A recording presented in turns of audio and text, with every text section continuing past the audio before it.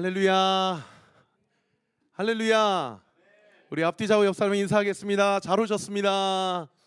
잘 오셨습니다. 잘 오셨습니다. 오늘 본문 사도행전 13장 9절 10절 두 구절 같이 한번 읽겠습니다. 사도행전 13장 9절부터 10절까지 본문입니다. 우리 함께 합독하겠습니다. 시작. 바울이라고 하는 사울이 성령이 충만하여 그를 주목하고 이르되 모든 거짓과 악행이 가득한 자요 마귀의 자식이요 모든 이의 원수여 주의 바른 길을 굽게 하기를 그치지 아니하겠느냐. 아멘. 사랑하는 성도 여러분, 오늘 11월의 마지막 주 목요 찬양 집회입니다. 여러분 사모하는 마음으로 이 자리 가운데 오셨죠? 우리가 찬양한 대로 성령 하나님이 지금 이 자리 가운데 계십니다. 그리고 그분이 우리의 입술을 주목하고 계시고요, 설사 우리가 고백하는 우리의 신앙의 고백을 우리가 우리의 삶대로 그대로 살아드리지 못한다 하더라도 우리 주님께서는 우리를 정죄하거나 우리를 판단치 않으시고 우리를 사랑의 눈으로 바라봐 주시고, 할렐루야, 사랑으로 안으시고 우리의 연약함을 채울하시고 우리의 빈 공간을, 우리의 힘으로 도저히 메꿀 수 없는 그 연약한 공간을 주의 성령의 놀라운 능력과 은혜가 온전히 채워주실 것을 믿습니다. 우리 주님 인격적이신 분이고요, 오늘 주님 우리의 예배를 통해서 영광 받으실 뿐만 아니라 우리의 삶의 모든 다른 사람에게 차마 이야기할 수 없는 작은 신음도 응답하시고 우리의 기도에도 응답해 주실 것을 믿습니다. 믿으시면 아멘. 예, 그래서 저도 개척하고 정말 하루하루가 성령 앞에, 말씀 앞에 무릎 꿇지 않으면요, 얼마나 많은 생각들이 저의 행동과 저의 생각과 저의 마음을 이렇게 잠식하려고 하는지 정말 영적으로 분별하지 않으면요, 이 십자가의 길, 광야의 길 걸어갈 수가 없더라고요. 그런데 그때마다 하나님께서 주일 예배를 통하여 그리고 목요 찬양 집회를 통하여 또 찬양 시간마다 말씀을 전할 때마다 또 그 말씀을 들을 때마다 또 우리가 함께 합심하여 기도할 때마다 왜 그런 거 있죠? 이쪽으로 가려고 하면 툭 쳐서 하나님이 이쪽으로 옮겨주시고 또 이쪽으로 가려고 하면 툭 쳐서 하나님이 또 정중동하게 하시는 그런 은혜가요, 개척하는 하루하루의 삶 가운데 하나님의 선하신 인도하심을 느끼는 얼마나 기쁘고 감사한 하루하루인지 모르겠습니다. 여러분, 저만의 이야기입니까?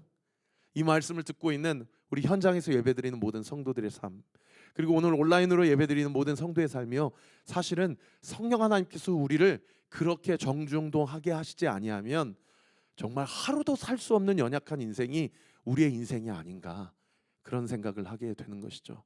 하나님의 은혜와 사랑 가운데 우리가 함께 오늘 이 말씀을 통하여서도 다시 한번 우리의 삶 가운데 우리가 마음과 생각을 중동하게 하는 그런 놀라운 은혜의 역사가 오늘 온라인으로 또 이 오프라인으로 예배드리시는 모든 성도들의 삶 가운데 구체적으로 이루어지고 확증되기를 우리 구주 예수 그리스도 이름으로 축원합니다.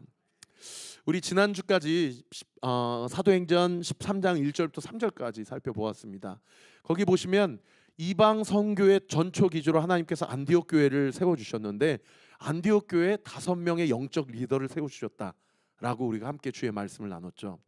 그 5명의 영적 리더자 중에는 바나바처럼 모태신앙으로 경건한 집안 출신이고 착한 심정을 가진 그런, 와, 누가 봐도 저 사람은 목회자다 라는 그런 리더십도 있었지만 어떤 사람도 있었습니까? 흑인도 있었어요. 니게르라고 하는 시므온, 흑인 또는 아프리카 출신, 그죠? 흑인이나 아프리카 출신이면 아마도 그의 신분이 노예 출신일 가능성이 매우 농후합니다.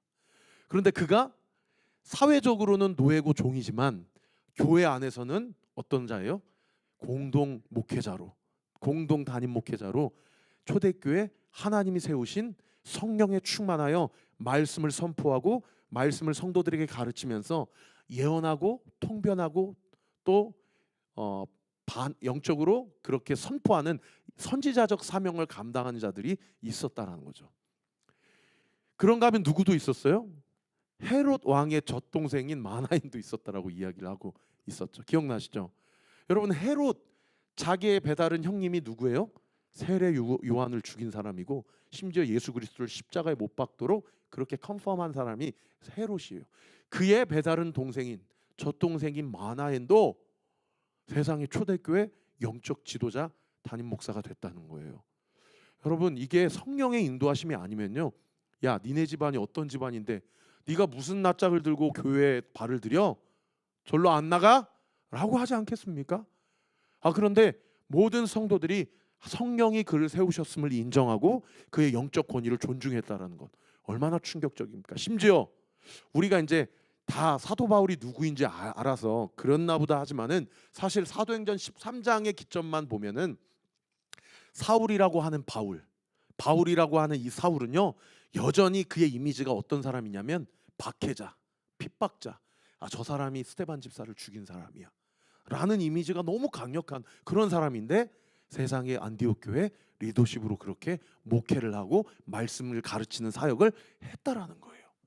그러니까 안디옥 교회 안에는 어떠한 영적 기류가 형성이 되어 있냐면, 영적인 소위 말해서 다양성이 존중받는 교회가 안디옥 교회였어요.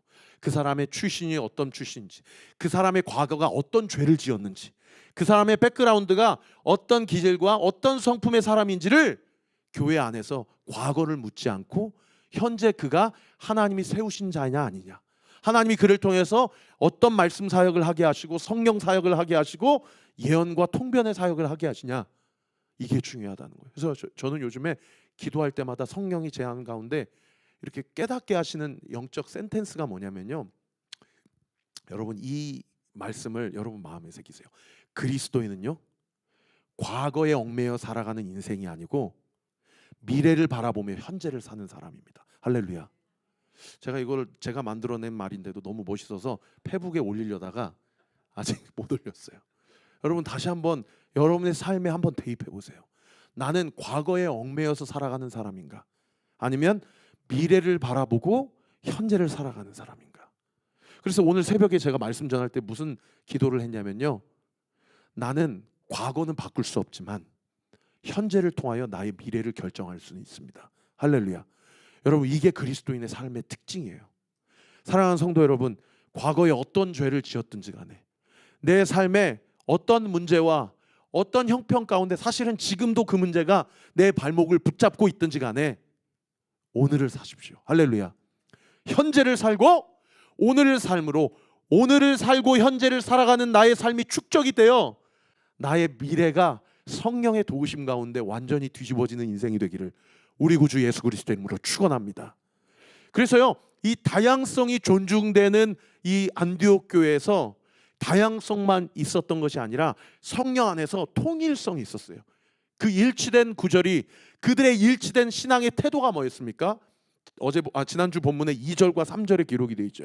그들이 5명의 리더십들이 함께 금식하고 기도하며 성령의 인도하심을 받았다라는 거예요.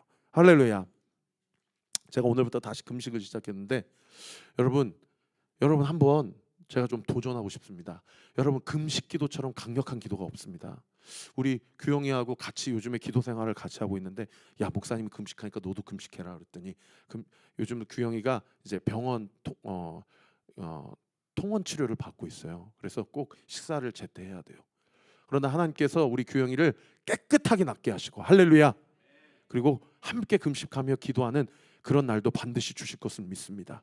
사랑하는 온리교회 성도 여러분, 제가 아는 것만 해도, 그리고 우리 목요 찬양 집회 동일하게 이 시간을 쪼개서 하나님 앞에 드리는 모든 예배자분들, 여러분의 삶 가운데 지금 내 힘으로 해결할 수 없는 문제에 봉착해 계십니까? 여러분 금식하고 시간을 정해서 기도해 보십시오. 저는 분명히 믿습니다. 반드시 그 금식 기도는 하나님의 뜻대로 이루어질 것입니다. 할렐루야. 그 문제와 환난을 금식 기도로 돌파하게 될 때에 하나님의 영광을 보게 될 것입니다. 할렐루야. 그렇게 현재를 살아가 미래를 바꾸지 않으면요, 교회를 다녀도 어떤 삶을 사냐? 한숨 짓는 삶을 살아요. 신앙생활에도 기쁨이 없는 거죠. 이렇게 안디옥 교회 안에 5명의 리더십들이 출신과 배경을 따르지 않고 하나님이 성령의 인도하심을 받아서 5명의 리더자를 세웠는데, 이 5명의 리더자 중에 이 안디옥 교회가 이방인을 위해서 선교의 전초 기조로 우리 교회를 세우셨고, 이제 우리가 심지어 예루살렘에 헌금을 보내는 그런 중요한 교회로 하나님이 우리를 세우셨는데, 우리끼리만 여기서 신앙생활하고 좋을 것이 아니라 성령이 2명을 세워서 이제 파송을 하게 되죠. 그래서 오늘 본문에 사도 바울과 바나바의 1차 전도 여행이 구체적으로 이제 시작이 된 거 아닙니까? 이 5명 중에 바나바와 바울을 구별해서 세우셨어요. 그때 안디옥 교회가 그 바울에 대해서 어떻게 대처를 합니까? 2절 3절에 바나바와 사울을 따로 세우라 하시고 두 사람이 교회가 함께 안수하여서 이방 선교를 위한 최초의 선교사로 이제 1차 전도 여행 선교 여행이 시작되는 그 구절이 지난 구절 아니었습니까? 여러분 기억나세요? 목회자 안에 탁월한 목사님들. 그래서 저도 참 수십 명의 교회 목회자들이 있는 교회에서 한 15년 사역했지만 여러분 목회자 안에 말씀 혹은 인기 순위가 다 있다는 거 말씀드렸잖아요. 그죠? 5명 중에 가장 탁월하게 말씀 사역, 목회 사역을 했던 사람이 바나바와 바울인데 안디옥 교회가 인간적인 연민에 구차하게 그렇게 연연하지 않고 가장 탁월한 두 사람 교회에서 파송시키라고 했을 때 그렇게 파송시키는 놀라운 순종의 역사를 감당하게 될 때요, 이 안디옥 교회 성도들의 순종을 통하여서 사도 바울과 바나바의 1차 전도여행, 여러분 터키가 변하고 그리스가 변하고 북아프리카가 변하고 곳곳에 교회가 세워지는 놀라운 역사가 여기서부터 시작됐다라는 것이죠. 저희가 아까 우리 은나 성도가 멘트하면서 함께 찬양했지만 우리가 주님 앞에 포기해야 될 게 있어요. 자기를 부인하고 한 알의 밀알이 되어 땅에 심어야 될 것이 있어요. 그것을 갖고 있으면 마치 그것이 나를 안정감 있게 하고 뭔가를 개런티해 줄 것 같이 그렇게 나를 설득하고 나에 대해서 그렇게 내 삶을 보장해 줄 것 같지만은 그 한 알의 밀알을 땅에 심어서 그렇게 그것이 썩어져서 땅 안에서 뿌리가 내려질 때예요, 내 손을 떠난 그 한 알이 여러분 놀라운 열매를 맺는 역사가 있게 되는 것이 영적 비밀 아닙니까? 여러분 우리 교회도 우리 자신이 가지고 있는 영적인 비밀과 영적인 경륜과 그 영적인 기적의 역사를 우리 스스로 우리끼리 좋다고, 독일어로 게토라고 하잖아요. 우리끼리 좋은 공동체가 아니라 여러분 우리가 이 지역을 품고 이 수도권 동북부 지역을 품고 이 하나님 나라 이 대한민국과 저 북한 땅을 품고 이 세계 열방을 품고 그렇게 함께 전도와 선교에 열심을 내는 우리 온리교회, 그리고 이 목요 찬양 집회 참석하시는 모든 성도들이 되시기를 우리 구주 예수 그리스도 이름으로 축원합니다. 여기까지가 이제 지난주 말씀의 서머리였어요. 오늘 본문, 오늘 설교의 제목은 이렇습니다. 같이 한번 따라해 주세요. 당당한 삶의 비결. 당당한 삶의 비결. 사랑하는 성도 여러분, 여러분의 삶 가운데 당당하게 살고 계십니까? 아멘. 여러분 오늘 말씀을 통해서 당당한 삶의 비결이 무엇인지를 우리가 함께 나누기를 원합니다. 여러분 이렇게 안디옥 교회가 바나바와 바울을 1차 전도 여행으로 이렇게 파송을 했어요. 그래서 오늘 본문 읽지는 않았지만 4절부터 6절까지 보시면 이렇게 제가 하이라이트 친 부분이 그 당시 도시의 이름이에요. 두 사람 바나바와 바울이죠. 성령의 보내심을 받아 실루기아로 갔다가 구브로로 갔다가 살라미로 갔다가 바보에 이르렀다. 이 도시 이름이 어떻게 바보인지 모르겠어요. 어떻든 이렇게 1차 전도 여행의 루트가 되는 지명들을 지금 누가가 사도행전에 기록하고 있다는 거죠. 제가 이해를 돕기 위해서 지도를 가져왔는데 이 실루기아가 어디냐? 이 안디옥에서 두 사람을 파송해서 실루기아라는 이 항구 도시로 보내서 이 실루기아에서 배를 타고 키프로스 섬, 이 구브로 섬의 살람이라는 동쪽에 있는 가장 큰 항구 도시에 이제 도착을 하게 됩니다. 거기서 오늘 보면 읽지는 않았지만 회당 중심으로 사도 바울과 바나바가 하나님의 말씀을 선포해요. 그런데 이 살라미에서는 어떤 열매가 없었던 모양이에요. 누가 회심하여서 주님을 영접하고 복음을 받아들였더라, 이런 기록이 없어요 13장에. 그런데 이 살라미에서 이 동쪽에 있는 섬에서 서쪽에 있는 가장 큰 항구 도시인 바보라는 섬으로 이렇게 그 섬을 아주 그냥 가로질러서 직행을 합니다. 제가 이 부분을 구글 맵을 한번 검색을 해봤더니 땡겨봤더니 저기 빨간색 첫 번째 동쪽에 있는 가장 큰 섬이 살람이고요. 저 서쪽에 있는 가장 큰 섬이 이 바보예요. 이 바보가 지금도 이 구글 맵으로 땡겨 보면 이 바보가 파포스라는 현재도 동일한 의미입니다. 파포스를 이제 한글 성경의 바보라고 번역을 한 것이죠. 근데 이 살라미에서 파포스까지 직행하면 직선 거리가 몇 킬로일까요? 제가 구글 맵에 거리를 재보니까 거기 잘 보시면 보이실런지 모르겠어요. 약 140km 됩니다. 여러분 여기서 140km면 어디일까요? 제가 내비로 140km 한번 찍어보니까 대전광역시청이 나오더라고요. 이 키프로스 섬이 이렇게 큰 섬입니다. 그러니까 그 당시에 무슨 버스가 있었겠어요? 기차가 있었겠어요? 이 바나바하고 바울이 성령의 인도하심을 받아 이렇게 배를 타고 키프로스 섬에 도착해서 쇠가 빠지게 복음을 전했는데 첫 번째 도시에서는 열매가 없었어요. 그러면 어떻게 할 만해요? 막 힘이 날 만해요? 아니면 낙심할 만해요? 낙심할 만하잖아요. 낙심할 만하잖아요. 낙심할 만한데 140km를 가로질러서 반대편 도시, 항구 도시 중에 가장 큰 도시인 파포스, 오늘 본문에 로마 관청, 이 키프로스 섬의 가장 큰 수도죠. 사실상에. 왜냐하면 총독이 있었으니까. 그 총독 서기오 바울을 이 파포스라는 섬에서 만나게 되는 것입니다.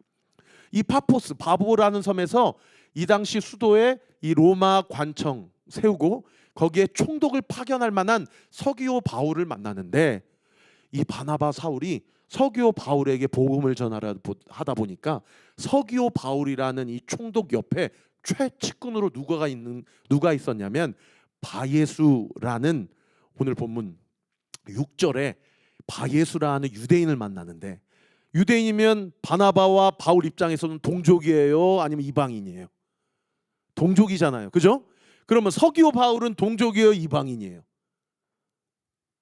로마 총독이니까 이방인이죠. 여러분 총독이 예수님 만나면 그 섬, 그 도시 자체가 어떻게 되겠어요? 완전 복음화가 되지 않겠습니까? 동쪽 섬에서는 아무도 열매가 없었는데 서쪽 섬에 와가지고 그 도시에 제일 넘버원을 만난 거예요. 근데 넘버원이 이방인인데 그 넘버원 최측근이 누구냐면 자기 동족 유대인이에요. 그러니까 어떻게 보면 야, 잘됐다. 이 유대인에게 예수 그리스도 복음을 가르쳐서 복음을 전해서 우리 동족, 우리 유대인들이 그렇게 기다리는 메시아가 십자가에 달려 돌아가신 예수 그리스도다. 그리고 이 바예수에게 먼저 복음을 전하면 당연히 최측근이니까 총독 서기오 바울에게 복음 전하기가 쉽겠어요? 어렵겠어요? 링크가 있잖아요. 근데 세상에 6절 다시 한번 띄워주시면 이 바예수의 직업이 뭐였냐? 거짓 선지자고 마술사이다. 이 마술사, 다른 번역 성경에는 박수무당이었다, 이렇게 기록을 하고 있는 거예요. 여러분 이게 말이 됩니까? 유대인인데, 구약에 능통한데, 구약의 하나님 야훼 하나님을 믿는 사람인데 직업은 뭐예요? 이 무당, 그 당시 최고의 권력가 옆에 빌붙어가지고 총독에게도 거짓 예언을 해서 벌어먹고 살고, 총독을 따르는 모든 권세자들, 모든 고위공직자들 뿐만 아니라 그 도시에 잘 나가는 모든 특권층, 귀족층들에 대해서 거짓 예언을 함으로 그렇게 인생을 연명하는 자기 동족을 만났다라는 겁니다. 여러분 바예수의 이름의 뜻이, 바라는 뜻은 히브리어로 누구누구의 아들이다라는 뜻이에요. 바요나 시모나 하면 요한의 아들 시모나라는 뜻 아닙니까? 그러니까 바예수라는 이름의 뜻은 어떤 뜻이에요? 예수의 아들이다. 근데 구약의 유대인의 어떤 이해만 있었던 사람이니까, 예수는 구약으로 치환하면 여호수아라는 뜻이거든요. 그러니까 여호수아의 아들이다. 그러니까 이 바예수는 그의 집안이 얼마나 경건한 집안이고 율법과 그 성경, 구약 성경에 능통한 집안인지를 알 수 있었는데, 이름은 여호수아의 아들이라는 뜻인데, 오늘 보면 우리가 아까 읽었던 10절에 보면 사도 바울이 얘를 보고 뭐라고 얘기하냐? 마귀의 자식이다, 너는 사탄의 자녀구나 라고 그렇게 이야기를 하고 있다라는 겁니다. 사랑하는 성도 여러분, 이름은 여호수아의 아들이에요. 영적으로 분별해 보니까 누구의 아들이에요? 마귀의 아들이에요. 여러분 교회 안에도 이런 사람이 있을까요? 없을까요? 나는 열심히 신앙생활한다고 하는데 영적인 영안이 열린 성령의 역사로 내 삶을 조명해 보면 내가 마귀의 자녀가 하는 일들을 하고 있구나 라고 그렇게 하나님 앞에 분별받을 만한 그런 그리스도인들이 오늘 이 시대에도 교회 안에 있을까요? 없을까요? 얼마든지 많이 있을 수 있다라는 거예요. 얼마든지 많이 있을 수 있다라는 거예요. 그리고 심지어 이 사람이 바 예수가요, 마귀의 자식이니까 하는 일이 뭐예요? 8절에 보면 심지어 자기가 서기오 바울, 사도 바울과 바나바가 서기오 바울에게 복음을 전해서 당신이 알고 있는 모든 우상들은 다 거짓입니다. 예수 그리스도가 메시아입니다라는 복음을 전할 때 옆에 있는 바 예수가 하는 일이 뭐예요? 총독으로 믿지 못하게 힘썼다. 사탄의 자녀, 마귀의 자식이 하는 일이 뭐냐? 성도라 하여금 복음에 반응하지 못하게 하고, 말씀을 읽어도 들어도 믿지 못하게 하고, 성령의 반응에 그렇게 반응하지 못하게 하는 일들이 여러분 2000년 전에만 있을까요? 아니면 오늘날 우리에게도 있을까요? 오늘날 우리에게도 교회 안에도 얼마든지 믿지 못하게 하고, 말씀을 붙잡지 못하게 하고, 기도하지 못하게 하고, 늘 낙심하게 하고, 자기 연민에 빠지게 하고, 부정적 언어로 이야기하게 하는 일들이 얼마나 있을 수 있다는 거예요. 얼마든지 있을 수 있다는 거예요. 여러분 이런 말씀 들으면 영적인 나사가 확 조여지지 않습니까? 지금 이 순간에도 목사님이 말씀을 선포하는데 얼마든지 사탄 마귀가 말씀 듣지 못하게 하고, 딴 생각하게 하고, 믿음으로 반응하지 못하게 하도록 사탄 마귀가 얼마든지 역사할 수 있다라는 거예요. 사랑하는 성도 여러분, 오늘 목요 찬양 집회에 오신 모든 성도님들, 그리고 우리 온라인으로 예배드린 모든 성도들 안에 이런 사탄 마귀의 관계가 참소가 이 시간 예수의 이름으로 떠나갈 줄 믿으시기를 예수님의 이름으로 축원합니다. 할렐루야. 우리의 마음이 부드러워지기를 위해 기도해요. 그래서 제가 지난번에 한번 설교한 대로 항상 성령의 충만한 자의 특징이 뭐냐? 마음을 기경해, 마음을 뒤집어 엎는 거예요. 할렐루야. 어떤 말씀의 씨앗이 뿌려지더라도 하나님이 뿌려진 그 씨앗이 땅 깊숙하게 뿌리를 내려서 그 말씀대로 우리의 삶 가운데 열매 맺도록 하는 일이 성령의 역사고, 그냥 새들이 와가지고 그 씨앗을 다 가져가 버리고, 위에 가시덩불이 많아가지고 줄기가 위로 쫙 올라가야 되는데 줄기가 올라가지 못하고, 밑에 뿌리가 깊숙하게 내려져야 되는데 땅 밑에 돌들이 많아가지고 뿌리가 밑으로 깊게 뿌리 박지 못하는 일들이 오늘날에도 얼마든지 있을 수 있다라는 것이죠. 이렇게 이 바 예수가 이 도와줘도 이 시원찮을 판에 서기오 바울에게 바나바와 바울이 복음을 전하려고 하는데 옆에서 믿지 못하도록 자꾸 주문을 걸었다든지, 아니면 어떤 영적으로 어지럽게 했다든지 유혹했다든지 믿지 못하도록 힘쓰니까, 세상에 오늘 본문 9절에 보니까 사도 바울이 어떻게 돼 있다고 기록되어 있습니까? 성령이 충만하여 그를 주목했다라고 되어 있어요. 여러분, 성령이 충만하여 그를 주목했다라는 이 주목하다의 헬라어를 직역해서 번역하면 이런 뜻이에요. 사도 바울이 바 예수를 눈이 한 곳을 꿰뚫어 보도록 그를 응시했다, 이런 뜻이에요. 저는 이 말씀을 묵상하면서 어떤 생각이 드냐면, 사도 바울이 눈빛으로 지금 믿지 못하도록 서기오 바울에게 그렇게 참담하게 유혹하고 참수하는 그 바 예수의 그 사역과 그의 어떤 그 참수 앞에 사도 바울의 눈빛에서 레이저가 나간 거예요. 누구를 바라보며? 바 예수를 바라보며, 너 이놈의 새끼 이러면서 바 예수를 바라보며 꿰뚫어 보며 그를 응시했다는 거예요. 이게요, 영적 선전포고예요. 사도 바울이. 여러분, 사도 바울이 왜 이렇게 담대할 수 있었을까요? 왜 이렇게 담대할 수 있었을까요? 여러분, 사탄 마귀의 자식, 귀신 들린 사람들, 여러분 눈앞에서 여러분에게 막 사탄의 역사가 일어나고, 막 갑자기 막 충동질이 일어나고, 막 뒤로 넘어지고, 막 눈이 뒤집히고, 이러한 일들이 여러분의 눈앞에 일어난다고 생각해 봐요. 여러분, 선전포고 하실 수 있어요? 아니면 두려워서 도망가겠어요? 그러면 어떻게 하겠어요? 사도 바울이요, 9절에 그를 주목하는데, 다시 한번 9절 띄워주시면, 성령이 충만하여. 그러니까 인간적으로 보면 두렵죠. 예? 사탄 마귀의 자식이니까. 어떻든 예언하는 자고, 예언한다는 것은 말로 그 사람을 묶는 사람이고, 성령이 그 사람 가운데 복음 앞에 그 사람이 반응하지 못하도록 그것을 결박하는 사람이고, 견고한 진으로 뿌리를 내리는 사람 아닙니까?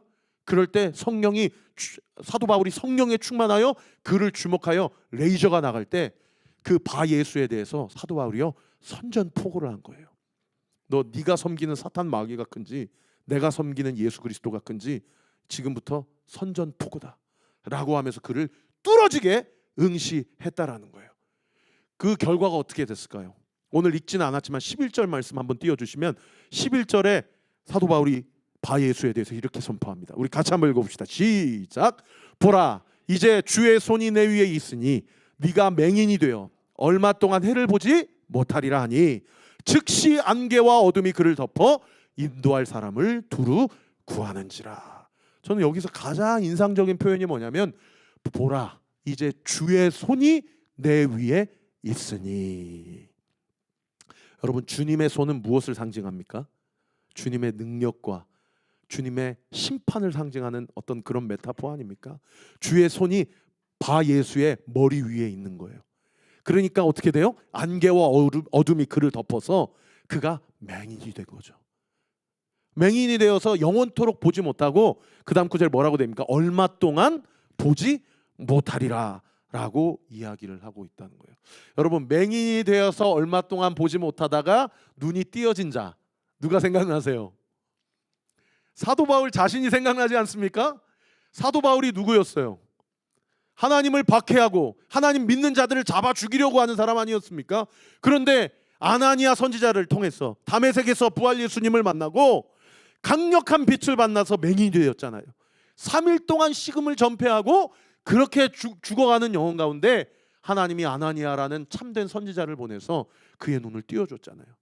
그런 관점에서 보면 얼마 동안 보지 못하지만 그러나 그 눈이 띄어지게 될 거다라고 이야기하는 것은, 지금 바 예수에 대한 사도 바울의 이 예언과 선포가 바 예수를 잡아 죽이고 멸망시키려고 하는 그런 선언이에요? 아니면 자기와 같이 얼마 동안은 맹인이 되지만 그러나 누구를 만나든지 그가 눈이 띄어지게 된다면 그도 나처럼 회개하고 돌아오기 위하는 하나님의 기회를 주는 찬스예요. 전자예요, 후자예요? 후자라는 것을 알 수 있죠. 불행하게도 오늘 본문에 바예수가 나오고 그 이후에 바예수가 회개했는지, 아니면 끝까지 이 사탄의 자녀로 그렇게 성도들로 하여금 믿지 못하게 했는지에 대한 결과가 성경 어디에도 기록이 되어 있지 않아요. 제가 여러분과 함께 나누고 싶은 첫 번째 인사이트는 뭐냐? 성령이 바나바와 사울의 이 모든 역사의 주관자가 되어주시고, 할렐루야, 인도자가 되어주시고, 할렐루야, 하나님의 능력을 그들을 통해 나타나게 하여 그들로 하여금 많은 사람들이 예수 그리스도를 믿는 축복의 통로로 바나바와 바울을 사용해 주셨다라는 거예요. 그 본문이 이제 아까 4절 말씀, 성령의 보내심을 받아서 그들이 1차 전도 여행을 출발하게 됐고, 또 아까 9절 말씀, 성령에 충만하여 바예수를 주목하여 하나님의 말씀을 대언하는 자로 그가 사용되어졌다라는 것입니다. 사랑하는 성도 여러분, 우리가 아까 찬양했습니다. 거룩하신 성령이여 우리에게 임하소서. 성령의 불로 오셔서 내 안에 헛된 마음을 태우시옵소서. 성령의 불로 손들고 주님을 바랄 때 성령이여 성령이여 성령이여 성령이여 나에게 임하시옵소서. 할렐루야. 저는 여러분에게 여쭙고 싶어요. 여러분 요즘 성령의 인도하심을 받고 있습니까? 여러분 성령에 민감한 삶을 살고 계십니까? 저는 분명히 믿습니다. 성령이 지금 이 자리 가운데 계십니다. 할렐루야. 성령이 우리의 마음과 생각을 꿰뚫고 계십니다. 우리의 마음과 생각을 감찰하고 계세요. 우리의 생각과 마음, 우리의 오늘의 삶, 또 내일 삶, 우리 앞으로의 모든 미래의 삶을 성령이 우리의 삶을 지도하시고 운영하시고 안내하시고 지도하신다는 거예요. 할렐루야. 오늘도 저는 우리 9층의 피트니스 클럽 사장님과 여자친구를 데리고 오셨어요. 그래서 복음을 전했어요. 당신은 죄인이다. 당신이 죄인이지만 나의 모든 죄를 예수 그리스도 십자가에서 예수 그리스도께서 다 감당하셨다. 그러므로 지금 이 순간 저를 따라서 기도하면 이제는 나를 위한 삶이 아니라 예수님을 위한 삶을 살게 된다. 그리고 예수의 영이신 성령께서 당신의 삶을, 또 당신의 앞으로의 모든 미래와 사업을 책임져 주신다. 제가 담대하게 선포했습니다. 이것을 믿습니까? 믿습니다. 이번 주일날 교회 나오십시오. 그리고 저랑 성경 공부하십시다. 제가 목회자로서 가장 기쁜 순간이에요.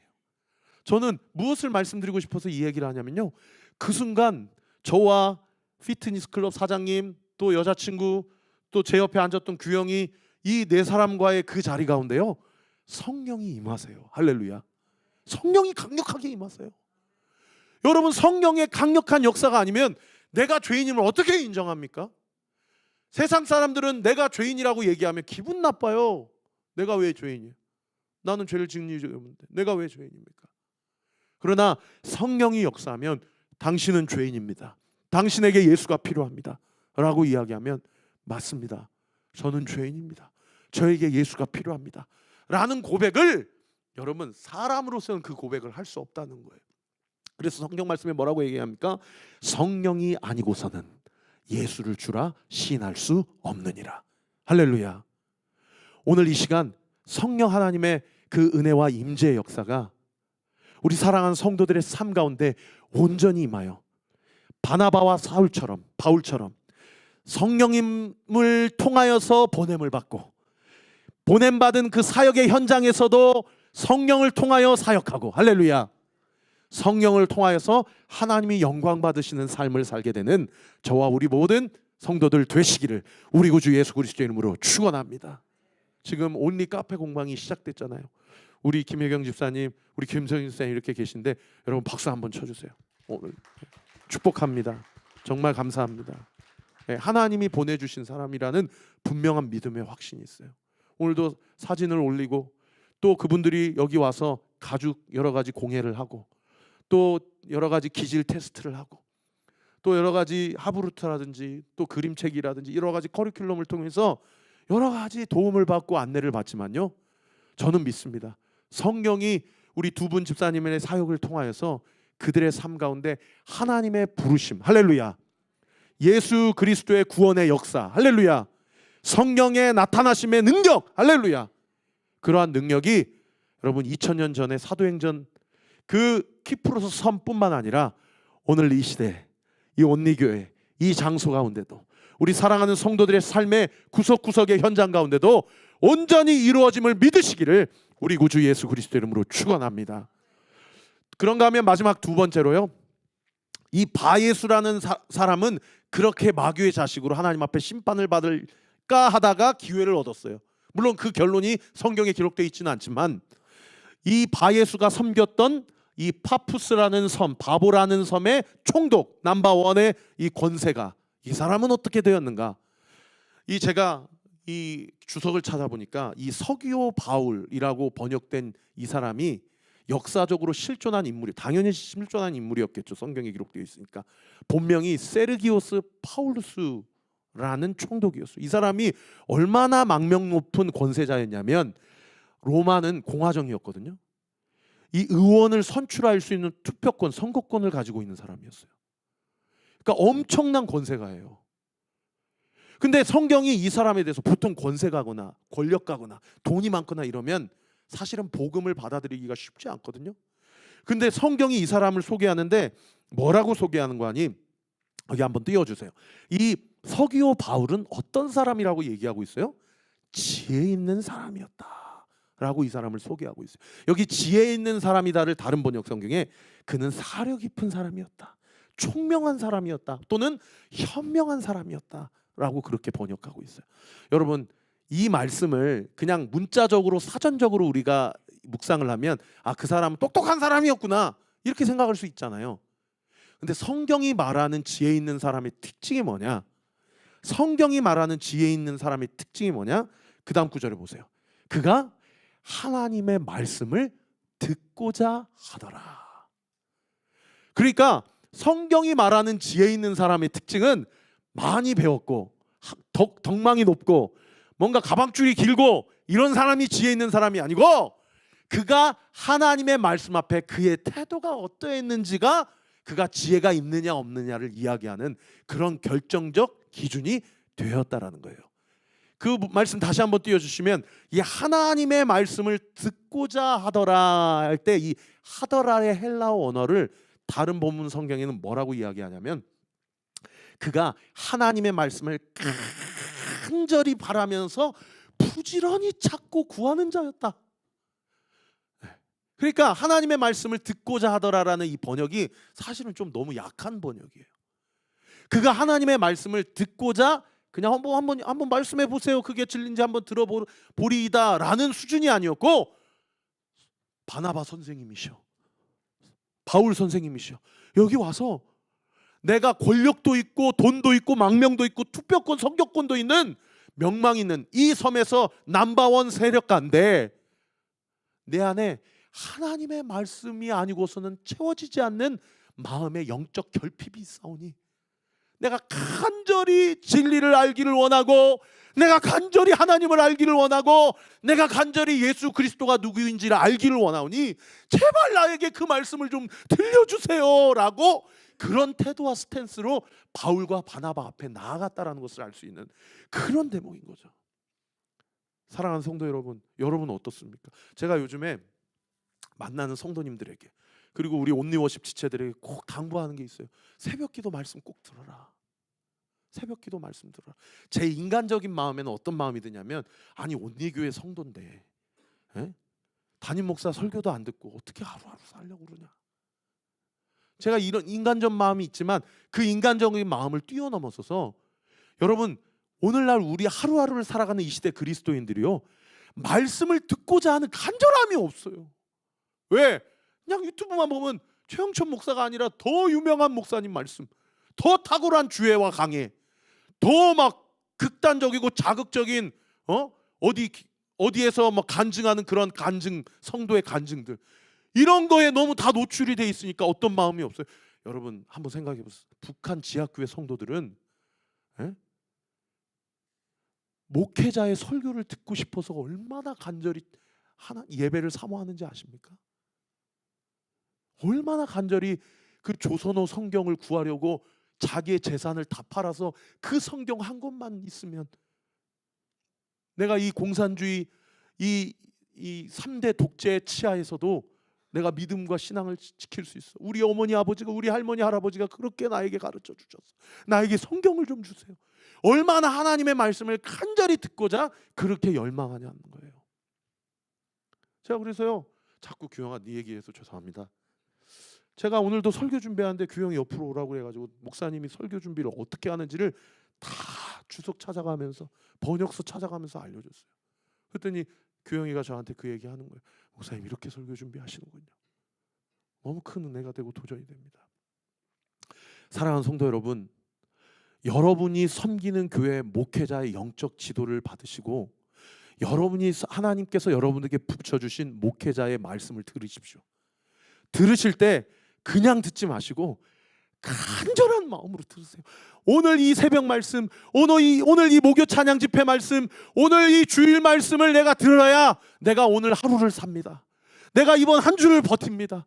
내가 오늘 이 말씀을 통해서 내 영적인 정중동이 가능합니다 라는 말씀을 통해서 살아내는 그런 저와 여러분 모든 성도들의 삶이 되기를 우리 구주 예수 그리스도의 이름으로 축원합니다. 그래서요, 그렇게 말씀을 듣고자 하니까 이 서기오 바울, 이 파울리우스라는 총독이 어떻게 됐어요? 그 다음 구절 12절에 보세요. 12절 같이 한번 읽읍시다. 시작. 이에 총독이 그렇게 된 것을 보고 믿으며 주의 가르침을 놀랍게 여기니라. 그렇게 말씀을 들으니까, 그렇게 간절하게 주의 말씀을 상고하니까요, 그 마음 가운데 뭐가 생겨요? 믿음이 생겨요. 믿음이 생기고 그 다음 구절에 말씀에 대해서 어떻게 돼요? 놀랍게 여겼다. 이 놀랍게 여겼다는 얘기는 문맥상 영적 전쟁의 선전포고를 했던 사도 바울의 맹인이 될지어다가 실제로 그렇게 된 바예수를 보고 놀랍게 여겼다. 다른 표현으로 이야기하면 하나님의 권능과 성령의 능력에 대해서 눈에서 똑똑히 목도하게 되고 그것을 믿음으로 취하게 되었다라고 이야기를 하고 있는 그런 본문이죠. 질문, 여러분 이 서기오 바울이 어떻게 됐을까요? 우리가 다음 주에 또 살펴보겠지만 다음 주에 이 바나바와 바울이 이 키프로스 섬을 떠나서 다시 배를 타고 지금 우리로 얘기하는 터키 지방으로 또 1차 전도 여행을 계속해서 나아가거든요. 이 서기오 바울이 어떻게 됐을까요? 서기오 바울도 바예수처럼 성경에서 더 이상 등장은 하지 않아요. 그런데 전승에 의하면, 주석에 의하면 이 서기오 바울이요 초대교회 위대한 지도자가 됩니다. 그 근거가 뭐냐면 이 서기오 바울의 딸들의 이름, 이 딸들의 이름이 세르기아 파울리나라는 사람이래요.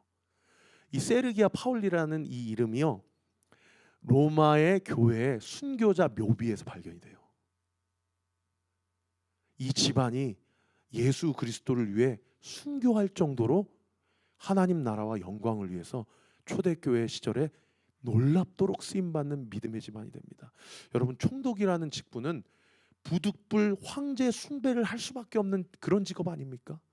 그런데 자기의 직업, 자기가 가지고 있는 권세, 자기가 가지고 있는 모든 재물, 자기가 가지고 있는 모든 명예 다 내려놓고 자기뿐만 아니라 자기 자식들까지도 십자가에 달려 돌아가신 예수 그리스도를 위해서 자기의 목숨을 내어주기까지 초대교회를 위해 충성하고 헌신했던 자들로 그렇게 전해내려오고 있다라는 거예요. 말씀의 결론을 맺겠습니다. 우리 찬양팀 준비해 주시고요.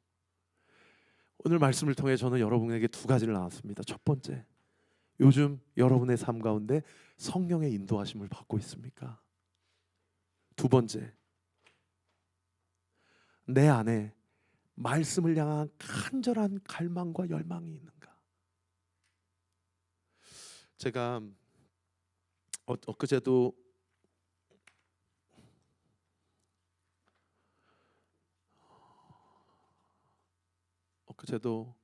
혼자서 이제 밖에 나가서 전도를 해야 되겠다.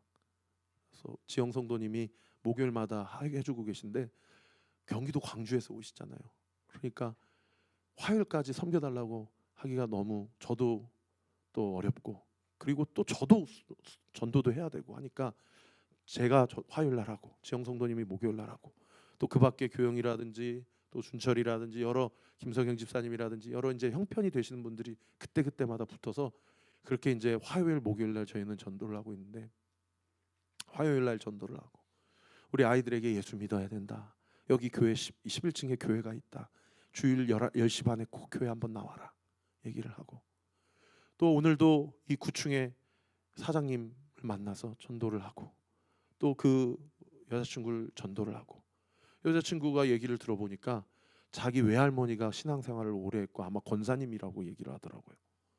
그러더니 자기 어머니도 교회를 소실적에 다니셨는데 아버지 만나서 교회를 안 나가시고 아버지 집안이 독실한 불교 집안이어서 아마도 그렇게 해서 안 나간 게 아닌가. 그래서 제가 그 자매에게 얘기했어요. 서유자매가 지금 저를 만난 건 절대 우연이 아니다. 이건 하나님의 섭리 가운데 있다. 서유자매를 통하여서 당신의 가정이 주 앞에 다시 돌아오게 될 것이다. 그래서 이번 주일날 나오되 혼자 나오지 말고 어머니 손 붙잡고 같이 나와라. 어머니가 잃어버린 신앙을 다시 회복하게 될 거다. 제가 그렇게 선포했어요. 여러분 믿음으로 분별하지 않으면요 세상 사람들은 다 어떻게 생각하고 판단합니까? 아유, 오늘 이 사람 만난 건 우연이지. 어떻게 살아보니까 여기까지 온 거지. 다 이렇게 생각해요. 그러나요 하나님의 사람들 그리스도인들은 모든 만남에 우연이 없어요. 할렐루야. 그리고 모든 만남에 우연이 없을 뿐만 아니라 각 만남을 통하여 우리가 말하는 모든 언어, 우리가 만나는 모든 만남의 관계, 그리고 내가 오늘 하루를 감당하는 모든 삶의 스케줄, 그 모든 과정마다 하나님의 뜻과 계획과 섭리를 온전히 이루어가며 살아가도록 주께서 우리의 삶을 인도하시고 지도하시고 심지어 우리보다 앞서가신다라는 거예요. 할렐루야. 저는 우리 모든 그리스도의 우리 모든 주의 백성들이 하나님 성령의 인도하심을 받는 삶을 살게 되기를 우리 구주 예수 그리스도의 이름으로 축원합니다. 그리고 무엇보다도 주의 말씀을 향한 강렬한 열방과 그 말씀 앞에 순종하고자 하는 강인한 의지와 그 간절한 마음으로 하나님이 나의 삶을 통해 지금 나의 형편과 상황 가운데서 무엇을 원하고 바라시는지 주님께 묻고 주님께 그 주님이 주시는 그 말씀 앞에 순종하며 살아가는 저와 우리 모든 성도들 되시기를 우리 구주 예수 그리스도의 이름으로 축원합니다. 사랑하는 성도 여러분, 혹시 여러분의 삶 가운데 지금 정말 극심한 고통과 정말 극심한 번민 가운데 처해 있는 성도들이 계시다면 여러분 믿음의 영적인 시선을 문제에서부터 끌어내서 내 인생의 주이신 예수 그리스도께 여러분의 시선을 고정시키십시오. 여러분 그것이야말로 하나님께서 기뻐하시는 믿음의 행위입니다. 하나님께서 우리의 그 연약하지만 분명하고 확고한 믿음을 통하여 극심한 고통과 번민 가운데서도 나의 삶을 통해 주께서 일하시고자 하는 그 놀라운 경륜과 섭리를 온전히 이루어 주실 것을 믿습니다.